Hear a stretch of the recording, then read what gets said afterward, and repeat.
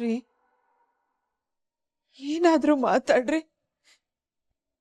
ನೀವು ಎಷ್ಟು ಮೌನವಾಗಿ ಕೂತ್ಕೊಂಡ್ರೆ ನಂಗೆ ಸಹಿಸ್ಕೊಳಕ್ ಆಗ್ತಾ ಇಲ್ಲ. ಏನ್ ಮಾತಾಡ್ರಿ? ಭಾರ್ಗವಿ ನಮ್ಮನ್ನು ಬಿಟ್ಬಿಟ್ಟು ಹೊರಟೋದ್ಲು. ಇದೊಬ್ಬಳೇ ಒಬ್ಬಳು ಆಸರೆ ಮಗಳು. ನಮ್ಮ ಮನೇನ, ನಮ್ಮ ಮನಸ್ಸನ್ನ ಖಾಲಿ ಮಾಡಿ ಹೊರಟೋಗ್ಬಿಟ್ಲು. ಅದು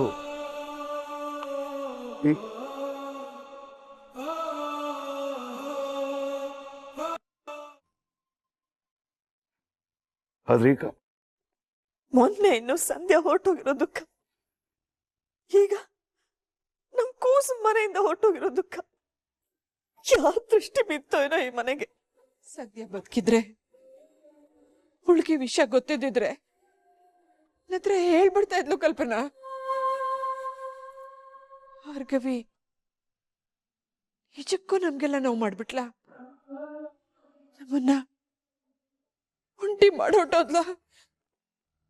ಬಹುಶಃ ಈ ಅಪ್ಪನಿಗೆ ನನ್ನ ಮದುವೆ ಮಾಡೋ ಯೋಗ್ಯತೆ ಇಲ್ಲ ಅಂತ ಅಂದ್ಕೊಂಡಿರ್ಬೇಕು ಅವಳು. ರೀ, ಅಕ್ಕಿಗೆ ಹೇಳ್ತಾ ಇದ್ದೀರಾ? ನೀವ್ ಈ ತರ ಎಲ್ಲ ಮಾತಾಡ್ಬೇಡ್ರಿ. ಇಲ್ಲ ಪೂರ್ಣಿ, ಮಕ್ಕಳ ಸೋಲಿಗೆ, ಮಕ್ಕಳು ತಿಳಿದಲೇ ಮಾಡಿದ ತಪ್ಪಿಗೆ ಒಂದು ಅರ್ಥದಲ್ಲಿ ತಂದೆ ತಾಯಂದ್ರೆ ಕಾರಣ ಪೂರ್ಣಿ. ನಾನು ಒಬ್ಬ ನಿಷ್ಪ್ರಯೋಜಕ ತಂದೆ ಆಗ್ಬಿಟ್ನಲ್ಲ ಪೂರ್ಣಿ. ಬಹಳ ಸಂಕಟ ಆಗ್ತಿದೆ ಪೂರ್ಣಿ. ಅಣ್ಣ, ನೀನ್ ನಮ್ ಕೂಸನ್ ಚೆನ್ನಾಗಿ ಬೆಳೆಸಿದ್ಯಾ. ಅದಕ್ಕೂ ಈಗಾಗಿರೋದಕ್ಕೂ ಸಂಬಂಧನೇ ಇಲ್ಲ. ಆದ್ರೂ ನಾನು ಸೋತೋಗ್ಬಿಟ್ಟೆ. ಮನೇಲಿ ಕೂತು ಕೂತು ಸೋತೋಗ್ಬಿಟ್ಟೆ. ಮೊದಲು ಲಾಯರ್ ಆಗಿ ಸೋತೋಗ್ಬಿಟ್ಟೆ, ಚೆನ್ನಾಗಿ ಸಾಕ್ತೆ ತಂದೆಯಾಗಿ ಸೋತ್ಬಿಟ್ಟೆ. ನನ್ನ ಇಬ್ಬರು ಹೆಣ್ಮಕ್ಳು ನನ್ನನ್ನು ನಂಬುತ್ತೆ, ನನ್ನನ್ನು ಬಿಟ್ಟೋಗೋಷ್ಟು ಪಾಪಿ ಆಗ್ಬಿಟ್ಟೆ. ಬಿಡ್ತೋನ್ರಿ. ಮಕ್ಕಳು ಅವ್ರವ್ರ ಬುದ್ಧಿಗೆ ತೋಚದ ಹಾಗೆ ಅವ್ರು ನಡ್ಕೊಂಡ್ರೆ ನೀವ್ಯಾಕೆ ನಿಮ್ಮನ್ ಬೈಕೋತಾ ಇದ್ದೀರಾ? ಒಬ್ರಿಗೊಬ್ರು ಆಸರೆಯಾಗಿ ನಾವು 3 ಜನ ಇದೀವಲ್ಲ, ಇಷ್ಟು ಸಾಕು ಈ ಜೀವನಕ್ಕೆ.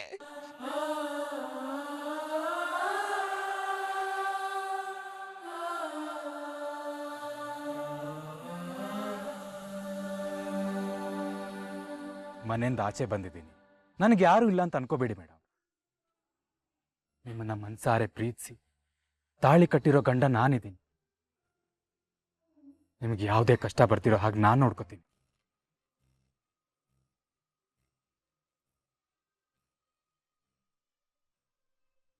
ಅಪ್ಪ ನನ್ನ ಮನೆಯಿಂದ ಹೊರಗೆ ಹಾಕಿದ್ರಲ್ಲಿ ಯಾವ ತಪ್ಪು ಇಲ್ಲ ಪಾರ್ಥ. ಅವ್ರ ಜಾಗದಲ್ಲಿ ಬೇರೆ ಇನ್ಯಾರೇ ಇದ್ರು ಹಾಗೆ ಮಾಡ್ತಾ ಇದ್ರು. ಅಪ್ಪ ಹಾಗೆ ನನ್ನ ಪ್ರೀತಿ ಮಾಡೋ ಹಾಗೆ ಅವ್ರಿಗೆ ನನ್ನ ಮೇಲೆ ಕೋಪ ಮಾಡ್ಕೊಳ್ಳೋ ಎಲ್ಲ ಅಧಿಕಾರನೂ ಇದೆ. ಹೌದು ಮೇಡಮ್, ಅಷ್ಟೇ ಅಲ್ಲ, ಆದಷ್ಟು ಬೇಗ ಅತ್ತೆ ಮಾವ ಎಲ್ರು ನಿಮ್ಮ ಮೇಲಿನ ಸಿಟ್ಟು ಮರ್ತು ಮತ್ತೆ ಮೊದ್ಲಿನ ತರ ಇರೋ ಹಾಗೆ ನಾನು. ಆಮೇಲೆ ನಾವೆಲ್ಲರೂ ಸಂತೋಷವಾಗಿ ಒಟ್ಟಿಗೆ ಇರೋಣ, ಓಕೆನಾ? ಪಾರ್ಥ, ನಾನ್ ನಿನ್ ಹತ್ರ ಒಂದ್ ಪ್ರಶ್ನೆ ಕೇಳ್ಬೋದಾ?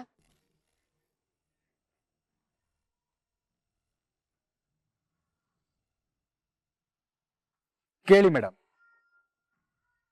ನಾನ್ ಮನೆಯಿಂದ ಆಚೆ ಬಂದ್ಮೇಲೆ ಪಾಪ ಅವ್ರು ಇನ್ನೂ ಕಷ್ಟ ಪಡ್ತಾ ಇರ್ತಾರೆ. ಅಪ್ಪಂಗ್ ಮೆಡಿಸಿನ್, ಮನೇಲಿ ದಿನನಿತ್ಯದ ದಿನಸಿ ಖರ್ಚುಗಳು ಇತ್ತೇ ಇರುತ್ತೆ. ಅದಕ್ಕೆ ಮೊದ್ಲಿನ ಹಾಗೆ ನಾನ್ ದುಡ್ಡನ್ನ ಅಮ್ಮನಿಗೆ ಕೊಟ್ರೆ ಪರವಾಗಿಲ್ವಾ? ನಿಮ್ಗೆ ಓಕೆನಾ? ಇದೇನ್ ಹೀಗೆ ಕೇಳ್ತಿದ್ದೀರಾ ಮೇಡಮ್? ನೀವು ದುಡ್ದಿರೋ ದುಡ್ಡು ಅವ್ರಿಗೆ ಕೊಡೋಕೆ ಯಾರು ಪರ್ಮಿಷನ್ ಕೇಳ್ಬೇಕು? ಅಷ್ಟೇ ಅಲ್ಲ, ನಾನ್ ಸಂಪಾದನೆ ಮಾಡೋದ್ರಲ್ಲೂ ಅವ್ರಿಗೆ ಸ್ವಲ್ಪ ಭಾಗ ಕೊಡೋಣ.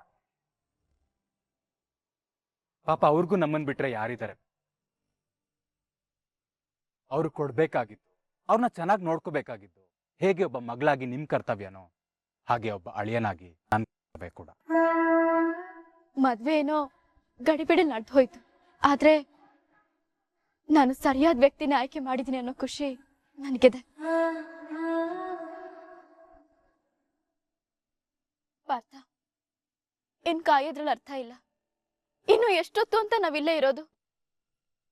ನಡಿ, ನಿಮ್ ಮನೆಗ್ ಹೋಗೋಣ.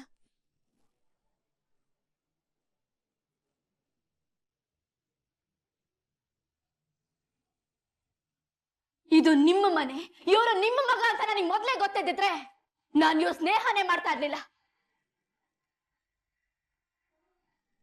ಮೇಡಮ್, ಹಾಗೆಲ್ಲ ಹೇಳ್ಬೇಡಿ. ನಾನು ಎಷ್ಟೋ ಸಲ ಹೇಳಕ್ ಪ್ರಯತ್ನ ಪಟ್ಟಿದ್ದೀನಿ. ಯಾವಾಗ? ಯಾವತ್ತು ಪ್ರಯತ್ನ ಮಾಡಿದ್ಯಾ?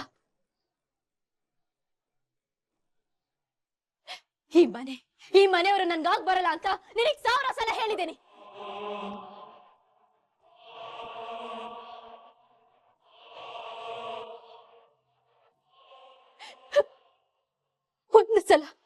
ಒಂದು ಸಲನಾದ್ರೂ ಬಾಯ್ ಬಿಟ್ಟು ಹೇಳ್ಬೋದಾಗಿತ್ತಲ್ವಾ? ಎಲ್ಲ ಗೊತ್ತಿದ್ದು ನನಗ್ ಮೋಸ ಮಾಡಕ್ಕೆ ನಿನ್ಗೆ ಹೇಗ್ ಮನ್ಸು ಬಂತು ಪಾರ್ಥ? ನೀನು JP ಪಾಟೀಲ್ ಮಗ ಅಂತ ಯಾಕೆ ಹೇಳಿಲ್ಲ? ಅದು ನಾನು ತುಂಬಾ ಪ್ರಯತ್ನ ಪಟ್ಟಿದ್ದೀನಿ ಮೇಡಮ್. ಆದ್ರೆ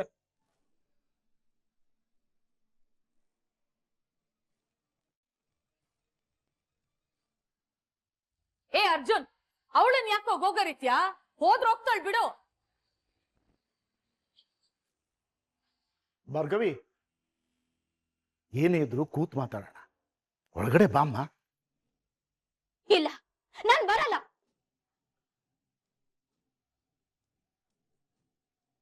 ನೋಡಮ್ಮ ಭಾರ್ಗವಿ, ನಿನ್ನೆಲ್ಲಾ ಪ್ರಶ್ನೆಗಳಿಗೂ ನಾನು ಉತ್ತರ ಕೊಡ್ತೀನಿ.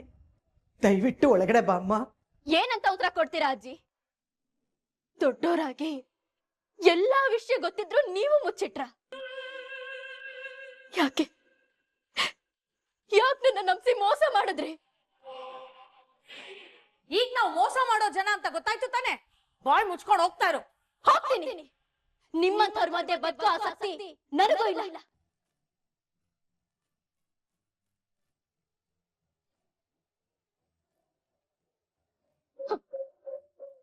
ಯಾರಿಂದ ದೂರ ಇರ್ಬೇಕು ಅನ್ಕೊಂಡಿದ್ನೋ, ಯಾರ ಮನೆಗೆ ನನ್ನ ನೆರಳು ಸೋಕ್ಬಾರ್ದು ಅಂತ ಅನ್ಕೊಂಡಿದ್ನೋ, ಅಲ್ಲಿ ತಂದು ನಿಲ್ಲಿಸ್ಬಿಟ್ಟಿಯಲ್ಲ ಪಾರ್ಥ.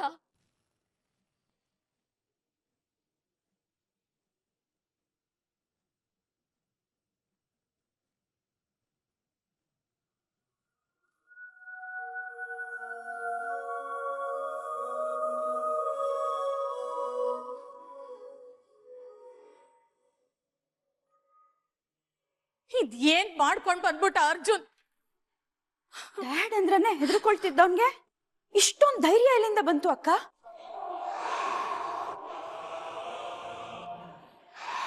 ನಿಜ ಹೇಳು ಬೃಂದ, ಇದ್ರಲ್ಲಿ ನಿನ್ ಕೈವಾಡ ಏನೂ ಇಲ್ಲ ತಾನೆ? ಅಯ್ಯೋ ಅತ್ತೆ, ನನಗ್ ಗೊತ್ತಿದ್ರೆ ನಾನು ಸುಮ್ನೆ ಇರ್ತಿದ್ನ. ಮಾವಂಗ್ ಹೇಳ್ತಿದ್ದೆ ಅಲ್ವಾ? ಅತ್ತೆ, ನೀವೇನು ಚಿಂತೆ ಮಾಡ್ಬೇಡಿ. ಅವಳಿಗೆ ಅರ್ಜುನ್ JP ಪಾಟೀಲ್ ಮಗ ಅಂತ ಈಗಷ್ಟೇ ಗೊತ್ತಾಗಿದೆ. ಅವಳಿಲ್ಲಿಗೆ ಬರೋ ಚಾನ್ಸೇ ಇಲ್ಲ. ಅವಳ ತಲೆ ಹಾಕ್ತಿದ್ರೆ ಅಷ್ಟೇ ಸಾಕು. ಸದ್ಯ ಪೀಡೆ ತೊಲಗ್ತು. ಅದೇನ್ ಮಾತಾಡ್ತಿದ್ಯಾ ನಿರ್ಮಲಾ? ಮಗ ಸೊಸೆ ಮನೆ ಬಿಟ್ಟು ಹೋದ್ರೆ ನಿನಗ್ ಸಮಾಧಾನ ಆಗುತ್ತಾ? ವಿಷಯ ಗೊತ್ತಿದ್ರು ಹೀಗ್ ಯಾಕೆ ಮಾತಾಡ್ತಾ ಇದೀಯ ಅಂತ ನನ್ನೇ ಕೇಳ್ತೀರಾ? ಯಾಕೆ ಆ ತಿರ್ಪೆ ಅವಳು ನಮ್ಮನೆ ಸೊಸೆ ಆಗ್ಬೇಕಾ? ನೋಡಿ, ಯಾವತ್ತಿಂದ ನಾನೇ ನಮ್ಮನೆ ಸೊಸೆ. ಅವಳ ಸ್ಥಾನನ ಯಾರು ತುಂಬೋದಕ್ ಸಾಧ್ಯ ಇಲ್ಲ. ಅದ್ರಲ್ಲೂ ಈ ಭಾರ್ಗವಿನಂತೂ ಖಂಡಿತ ಮನೆ ತುಂಬಿಸ್ಕೊಳ್ಳೋದಕ್ ಸಾಧ್ಯ ಇಲ್ಲ. ಅಮೃತನೇ ಹುಡುಕೊಂಬಂದ್ರು ವಿಷ ಬೇಕು ಅಂತ ಕೇಳ್ತಿರೋರ್ನ ನಾನು ಇವತ್ತೇ ನೋಡ್ತಿರೋದು. ಅದಕ್ಕೆ ಬೇಡ, ಅದಕ್ಕೆ ಇದು ದೇವರ ಆಜ್ಞೆ. ಆ ಕ್ರಿಮಿನಲ್ಗಳ ಸಂಬಂಧ ತಪ್ಪೋಯ್ತಲ್ಲ ಅಂತ ಈಗ್ಲಾದ್ರೂ ಖುಷಿ ಪಡಿ. ಭಾರ್ಗವಿ ಈ ಮನೆ ಒಳಗಡೆ ಬಂದ್ರೆ ಖಂಡಿತ ಈ ಮನೆ ಸುಧಾರಿಸುತ್ತೆ. ಜಯಂತ್, ಚಿಕ್ಕಮಾವ, ಆ ನಿಮ್ಮ ಕನ್ಸು ಈಡೇರಲ್ಲ ಬಿಡಿ. ಜಯಂತ್, ನೀನು ತೆಪ್ಪಗಿರು. ರುದ್ರ, ನೀನಾದ್ರೂ ನಿನ್ ಗಂಡನ್ಗೆ ಬುದ್ಧಿ ಹೇಳು.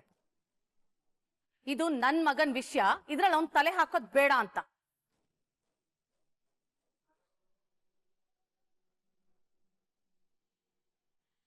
ಇವ್ರಿಗೆ ಕೊಳಕ್ ಬುದ್ಧಿ ನೋಡಿ ನೋಡಿ ಸಾಕಾಗೋಗಿದೆ ದೇವ್ರೆ. ಇವ್ರಿಗೆಲ್ಲ ಬುದ್ಧಿ ಕಲ್ಸಕ್ಕಾದ್ರೂ ಭಾರ್ಗವಿ ವಾಪಸ್ ಬರ್ಬೇಕಿತ್ತು. ಇವ್ರಿಗೆಲ್ಲ ಅವಳೇ ಸರಿ. ಭಾರ್ಗವಿ ಮೇಲೆ ಅಷ್ಟು ಪ್ರೀತಿ ಇದ್ರೆ ಅವ್ರನ್ನೇ ಹೊರಟೋಗಕ್ ಹೇಳಿ ಅಕ್ಕ. ಅವ್ರಿಗೆ ಈ ಮನೆ ಮೇಲೆ ಕಾಳಜಿ ಹಿಂದೆನೂ ಇರ್ಲಿಲ್ಲ, ಇವತ್ತು ಇಲ್ಲ, ಮುಂದೆನೂ ಇರಲ್ಲ. ಅವಳನ್ನ ಕರ್ಕೊಂಬರೋ ಯೋಚನೆ ಮಾಡಿದ್ರೆ ಮುಂದೆ ಇಲ್ಲಿ ಏನಾಗುತ್ತೆ ಅಂತ ಯೋಚನೆ ಮಾಡಿದಿರ ಭಾವ?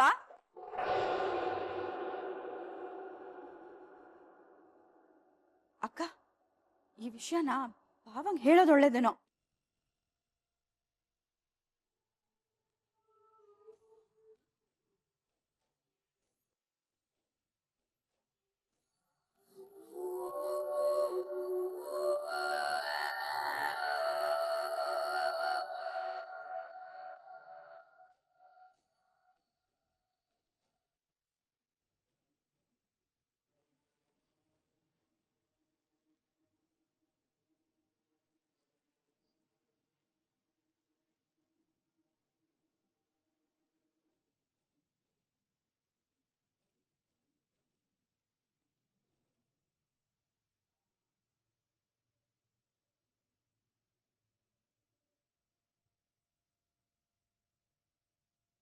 ಯಾವ ವಿಷಯ ಹೇಳಿದ್ರೆ ಒಳ್ಳೇದು?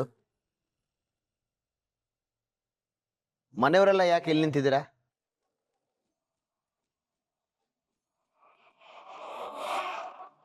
ಯಾರಾದ್ರೂ ಬರ್ತಿದಾರಾ? ಹ್ಞೂ ಅಂಕಲ್, ಅದು ಚಿಕ್ಕತ್ತೆ ಕಡೆಯವ್ರು ಯಾರೋ ಬರ್ಬೇಕಿತ್ತು. ಅದಕ್ಕೆ ಎಲ್ಲ ವೆಲ್ಕಮ್ ಮಾಡೋಣ ಅಂತ ನಿಂತಿದ್ವಿ. ಆದ್ರೆ ಅವ್ರು ಬರ್ಲಿಲ್ಲ. ಮಾವಂಗ್ ಹೇಳಿದ್ರೆ ಎಲ್ಲಿ ಬೇಜಾರಾಗುತ್ತೋ ಅಂತ ಯೋಚನೆ ಮಾಡ್ತಾ ಇದ್ವಿ.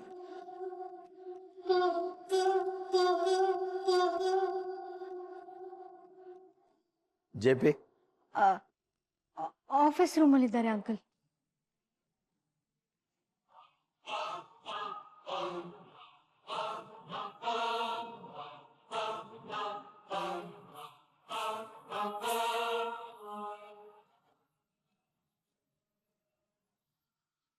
ಬರೋದ್ ಬಂದ್ರಿ ಅಂಕಲ್, ಸ್ವಲ್ಪ ಮುಂಚೆ ಬರ್ಬಾರ್ದಿತ್ತಾ?